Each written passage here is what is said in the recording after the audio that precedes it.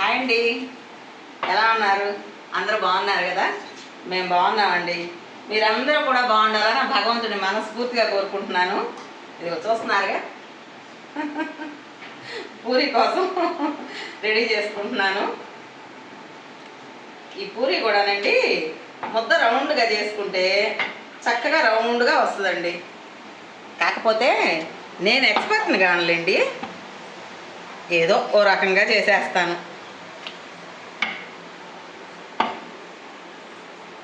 ఒకటండి, నిదానంగా చేయటం అయితే నీట్గా చేసుకుంటాను. కొంచెం పని హడావిడిగా ఉందనుకోండి, నాకు అంత ఇదిగా రాదు, స్పీడ్గా చేయలేను అనమాట. అయితే తెలియక చాలామంది ఏంటంటే, అంటే చాలామంది కాదులేండి, కొంతమంది పూరికి ఇట్లా రెడీ చేసుకునేటప్పుడు ఏం చేస్తారంటే పలచగా చేసుకుంటారు. పలచగా చేసుకుంటే పూరి బాగోదండి. చపాతీకి పలచగా ఉండాలి, పూరికి కొంచెం మందంగానే ఉండాలి.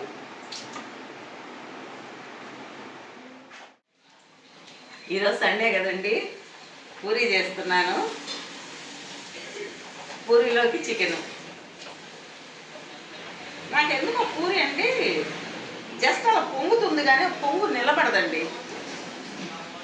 ఎంతోమంది ఎన్నో సలహాలు ఇచ్చారు. అదిగో చూడండి, 1 స్పూన్ బొంబాయి రవ్వ వేయండి, పొంగు నిలబడుతుంది అని చెప్పేసి అలా చెప్పారు. నేను చేశానండి, ట్రై చేశాను, కానీ కుదరలేదు. పొంగుతుంది, ఆ పొంగు నిలబడదు. సండే కదండి, ఇవాళ స్పెషల్ అన్నమాట, పూరి చికెన్.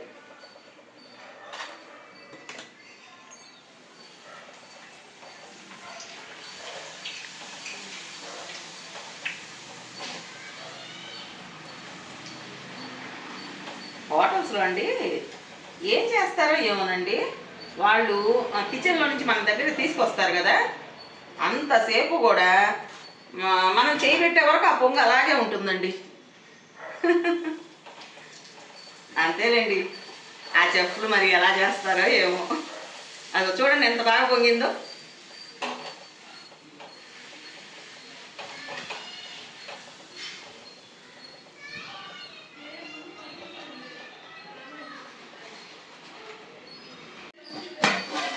చికెన్ చూద్దాం. అదిగండి, అయిపోయింది. ఈ పూరీలో కానీ గారెల్లో కానీ నంచుకోవాలంటే కొంచెం పులుసు ఎక్కువే ఉండాలండి. కాకపోతే ఇంకొక 2 నిమిషాలు ఉంచాలి, అంటే పులుసు కొంచెం పలుచుకుంది కదా, కొంచెం చిక్కపడాలి. మన ఛానల్కి అండి ఎక్కువగా వెజిటేరియన్స్ ఉన్నారండి. అందువల్ల ఏం జరుగుతుందంటే వాళ్ళు కొంచెం ఇబ్బందిగా ఫీల్ అవుతున్నారు. మనం కర్రీ చేసే విధానం అదంతా చూపిస్తుంటే అలాగని చూపించకుండా ఉండలేము. నాన్ వెజిటేరియన్స్ ఏమో అడుగుతున్నారు, అమ్మ ఎలా చేయాలి చూపించండి అమ్మ, మీరు చికెన్ ఎలా చేస్తారు, మటన్ ఎలా చేస్తారని వీళ్ళు అడుగుతున్నారు. వాళ్ళేమో ఇబ్బందిగా ఫీల్ అవుతున్నారు. ఏం చేయాలో అర్థం కాని కన్ఫ్యూజన్లో ఉన్నానండి. అందుకే ఈరోజు చికెన్ ఎలా చేశాను ఏంటనేది నేను చూపించలేదు.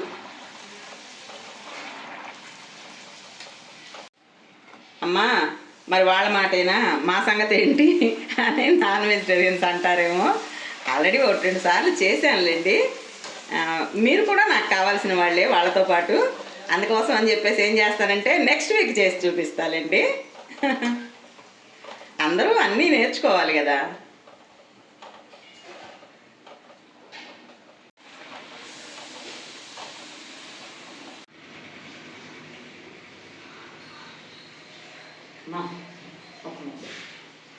ఒక్క ముక్క మా అమ్మ కదా తింటామా, ఒక ముక్క తిను. నువ్వేమాత్రం తింటావు నాకు తెలియదు. ఎత్తమ్మా నువ్వు కూడా అమ్మ, ఒక్క ముక్క. బంగారు తమ్ముడు మరే, నా టిఫిన్ అయిపోయిన తర్వాత టేబుల్స్ రిల్లింగ్ ఇస్తాను, కానీ కానీ మ్యాథ్స్ బుక్స్ చదువుకుందాం. మమ్మీ వంట చేస్తుందిగా, మన పాటికి మనం రూమ్లో కూర్చొని చదువుకుందాం. ఓకేనా? గిట్కమ్మ కొంచెం చికెన్ తేవా. ఏకమ్మా ఏం చేస్తున్నావు? నువ్వు త్వరగా ఆ ఇంగ్లీష్ ఏదో ఉందన్నావు కదా, హోంవర్క్ అది కంప్లీట్ చేసేయి.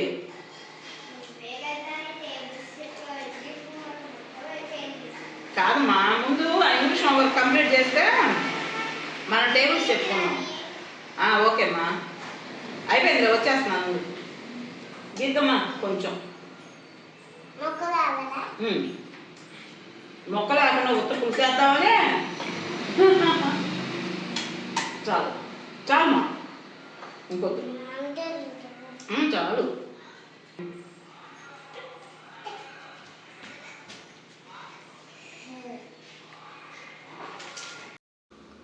ఏమిటి ఇదేదో షార్ట్ వీడియో మధ్యలో వచ్చింది అనుకుంటున్నారా? ఇది నా మనవరాలు నేను కలిసి సరదాగా చేసిన పానీపూరి షార్ట్ అండి. 1,20,00,000 మందికి పైగా ఈ షార్ట్ని ఆదరించారు. అయితే మేమేదో ఆ రోజు సరదాగా చేసామే కానీ ఇంతమంది అభిమానాన్ని గెలుచుకుంటామని ఆ రోజు మేము అస్సలు ఊహించలేదండి. మీ అందరికీ మనస్ఫూర్తిగా ధన్యవాదాలు తెలియజేసుకుంటున్నాను. చూడని వాళ్ళు ఎవరైనా ఉంటే ఈ షార్ట్ కోసం మన ఛానల్లో షార్ట్స్ అని ఉంటుంది, అందులోకి వెళ్ళి చూడండి. చూసి మీరు కూడా మమ్మల్ని ఇలాగే ఆదరిస్తారని మనస్ఫూర్తిగా నమ్ముతున్నాను. మీ అందరికీ మరోసారి ధన్యవాదాలు తెలియజేసుకుంటున్నానండి. మీరు మమ్మల్ని ఆదరించిన తీరు మాకు చాలా సంతోషంగా అనిపించిందండి. ఇలాగే మీ అభిమానాన్ని మరీ మరీ కోరుకుంటున్నాము.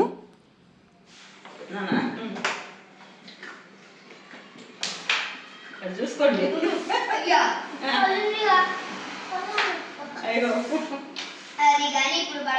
ఇటు పడింది.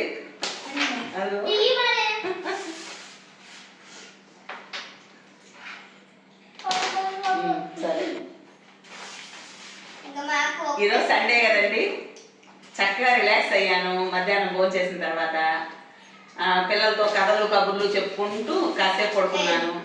ఆ తర్వాత లేచి హ్యాపీగా ఎంజాయ్ చేస్తున్నానండి. పిల్లలతో క్యారం బోర్డు ఆడుతున్నాను. నాని ప్రతిసారి నువ్వే గెలుస్తున్నావు, మా పిల్లలు గొడవ చేస్తున్నారు. అది ఒక్క ఛాన్స్ నాని అంటున్నాను మా పెద్దమ్మాయి. ఎందుకు ఇస్తానండి? ఆట అంటే ఆటే కదా, తమ్ముడే ప్యాకెట్ అంటే వాళ్ళు తెలియలేండి సామెతలు. నిన్న మనము శారీస్ బిజినెస్ స్టార్ట్ చేస్తున్నాము అని చెప్పేసి ఒక వీడియో పెట్టాం కదండి. ఆ వీడియోకి మంచి రెస్పాన్స్ వచ్చిందండి. ఫస్ట్ డేనే 2 నుంచి ఆర్డర్స్ వచ్చాయి. సెకండ్ డే అంటే ఈరోజు ఇంకో 2 నుంచి ఆర్డర్స్ వచ్చాయి. నిజంగా ఒక్క నిమిషం, మేము బిజినెస్ స్టార్ట్ చేయడంతో పేపర్ ఇటుకు మమ్మల్ని నమ్మి మొదటిగా ఆర్డర్స్ బుక్ చేసుకున్న 4 పేర్లు చెప్తానండి.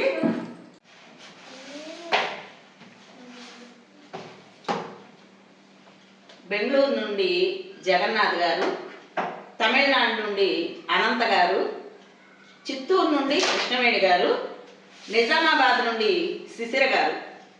ఈ 4 మనకి మొదటగా ఆర్డర్ పెట్టిన వాళ్ళండి. వీళ్ళ 4కి మనస్ఫూర్తిగా నేను థ్యాంక్స్ చెప్పుకుంటున్నాను. అలాగే మిగతా వాళ్ళు కూడా మమ్మల్ని ఎంకరేజ్ చేస్తారని ఆశిస్తున్నాను. మా మీద మీరు పెట్టిన నమ్మకాన్ని మేము ఖచ్చితంగా నిలబెట్టుకుంటామండి. మంచి క్వాలిటీ మెటీరియలే ఇస్తాము, రీజనబుల్ ప్రైజెస్లో మీకు అందుబాటులో ఉంటాము. సరేనా? మరి మీరందరూ మమ్మల్ని ఇలాగే ప్రోత్సహిస్తారని మరీ ఆశిస్తున్నాను. నిన్న మనకు ఒకళ్ళు కామెంట్ పెట్టారండి, యూట్యూబ్ స్టార్ట్ చేయడం, దాని ద్వారా బిజినెస్ పెట్టడం ఇది ఒక ట్రెండ్ అయిపోయింది అని అంటున్నారు. ఏమండి, యూట్యూబ్ స్టార్ట్ చేసి దాని ద్వారా బిజినెస్ చేసుకుంటే తప్పే ఉంది చెప్పండి. ఇప్పుడు పెద్ద కంపెనీల వాళ్ళే యూట్యూబర్స్ చేత యాడ్స్ ఇప్పించుకుంటున్నారు కదా, మీకు తెలియదేం కాదు కదా. ఏమండి, యూట్యూబ్ అనేది చాలా పెద్ద ప్లాట్ఫామ్. అలాంటప్పుడు ఈ ప్లాట్ఫామ్ ద్వారా బిజినెస్ చేసుకోవడంలో తప్పేం లేదు కదా. మనకు చేతనైన పని మనం చేస్తున్నాము. కాకపోతే మనం ఏ పని చేసినా నీతి నిజాయితీ ఈ 2 ఉంటే చాలు. అవును కదా? నేను మొదటి నుంచి అదే చెప్తున్నాను. నీతిగా నిజాయితీగా మనం కష్టపడితే తప్పేమి లేదు. యూట్యూబ్లో ఎంతమంది వచ్చినా ఇబ్బంది లేదు. బోలెడంత స్పేస్ ఉంటుంది. అది ఛానల్కి కావచ్చు, బిజినెస్కి కావచ్చు. కాకపోతే యూట్యూబర్స్ నమ్ముతున్నారు చూడండి, సబ్స్క్రైబర్స్ నమ్మి ఆ బిజినెస్లోకి వచ్చిన తర్వాత వాళ్ళని ప్రోత్సహిస్తున్నందుకు వాళ్ళ నమ్మకాన్ని మనం వమ్ము చేయకూడదు. వాళ్ళ నమ్మకాన్ని మనం నిలబెట్టుకోవాలి. ఇప్పుడు నేను వచ్చేసి బట్టల బిజినెస్ స్టార్ట్ చేశాను. వాళ్ళ నమ్మకాన్ని నేను కోల్పోకుండా వాళ్ళకి మంచి మెటీరియల్ ఇవ్వడం, రీజనబుల్ ప్రైజెస్ ఇవ్వడం, ఇవి నేను చేయవలసింది. ఈ రెండు నేను ఎప్పుడూ మర్చిపోకూడదు. అంతే కదా, మంచి క్వాలిటీ మెటీరియల్ ఇవ్వాలి, వాళ్ళు ఇష్టపడతారు. రీజనబుల్ ప్రైజెస్ అనుకోండి, ఓకే, సంతోషంగా తీసుకుంటారు. మాకు బిజినెస్ బాగా జరుగుతుంది కదా. ఒకళ్ళో ఇద్దరో కొనే బదులు ఎక్కువ రేట్లతోటి ఒక 10 రూపాయలు తగ్గించి ఇస్తే 10 మంది కొన్నారనుకోండి, బిజినెస్ బాగుంటుంది, సక్సెస్ అవుతాము. అంతే కదా. అయితే ఒక్కటండి, మరి ఇది ఎంతవరకు మీకు నచ్చుతుందో లేదో నాకు తెలియదు, కానీ నేను ఒక్క మాట చెప్తున్నాను, అర్థం చేసుకుంటారనే అనుకుంటున్నాను. ఇప్పుడు ఒక షాప్ ఉందండి బయట, ఒక బట్టల కొట్టే అనుకోండి ఉంది. దానికి రెంట్ ఎంత ఉంటుందండి? లక్షల్లో ఉంటుంది. అవునా? వర్కర్స్ ఎంతమంది ఉంటారండి? వాళ్ళకి శాలరీస్ ఎంత ఉంటాయి? ఏసీలు ఉంటాయి. ఏసీ ఖర్చు ఎంత ఉంటుంది? ఈ మొత్తం ఈ ఖర్చు అంతా ఎవరి మీద పడుతుందండి? మనం కొనుక్కునే బట్టల మీదే పడుతుంది. అవును కదా. మరి వాళ్ళైనా జేబులో తెచ్చి పెట్టలేరు కదా. ఆ ఖర్చులన్నీ కలిపే కదా వాళ్ళు ఒకసారి అమ్ముతారు. మరి మాకు వచ్చేటప్పటికి ఈ ఖర్చులన్నీ ఉండవు కదండి. మేము ఇంట్లో పెట్టుకుని ప్రశాంతంగా మీకు ఆన్లైన్లో పంపిస్తున్నాము. అంటే మీరు నమ్ముతారో లేదో, నా ఉద్దేశం అయితే నేను చెప్తున్నానండి, వాళ్ళకంటే 10 రూపాయలు తక్కువకే రీజనబుల్గా ఇవ్వగలుగుతాము అని మాత్రం నేను ఖచ్చితంగా చెప్తున్నాను. మరి మీరేమనుకుంటారో మీ ఇష్టం. మీ నమ్మకాన్ని అయితే మాత్రం నేను ఎట్టి పరిస్థితుల్లోనూ వమ్ము చేయను. అంతవరకు మాత్రం నేను గ్యారంటీగా చెప్పగలను. నిజాయితీగా వ్యాపారం చేస్తాను, మీ నమ్మకాన్ని నిలబెట్టుకుంటాను. సరేనా? ఏంటమ్మా నేను మాట్లాడుకుంటున్నా? ఏంటది నా ఫ్లోలో? అంటే నా సబ్స్క్రైబర్స్తో నేను మాట్లాడుకుంటున్నాను. నా ఆట కూడా మీరే ఆడేస్తారా? నా టాయిన్స్ అన్ని లాగేసుకున్నారు. ఉండండి అమ్మా, మరి నువ్వు అక్క చెల్లెలు ఇద్దరు బాగా సరిపోయారు. రెడ్ పడింది, ఎందుకు పడవు? మరి నువ్వు ఆగుమా, చిన్నమ్మాయి నువ్వు ఆగుమా. నన్ను మీరు చూడండి, నేను మీతో మాటల్లో ఉన్నానని నాకు అది చూడండి చూడండి ఆ చిన్నపిల్ల నా ఆట కూడా వాళ్ళే ఆడేస్తున్నారు బాబు. చిలకనవ్వు నా ముద్దండి ఈ పిల్ల ఏదన్నా అంటే మాత్రం. మరి ఆ ఆట నన్ను ఆడనివ్వండి మా. అది గుద్దు ఎంత దొంగాట చూసావా ఈ పిల్ల? తొండే ఆట. అమ్మాయి మీరు తొండే ఆట ఆడితే నేను ఒప్పుకొని చెప్తున్నా. నా ఆట నచ్చిపోతుంది. చూడండి వీళ్ళు యాండి, వీళ్ళు అసలు తొండే ఆట ఆడుతున్నారు, కానీ వీళ్ళ సంగతి ఏంటో చూడాలి. ఈ వీడియో ఇంతటితో ముగిస్తున్నాను. రేపు మరో మంచి వీడియోతో కలుద్దాం. అప్పటి వరకు బాయ్ అండి. మా బాయ్ చెప్పండి. బాయ్.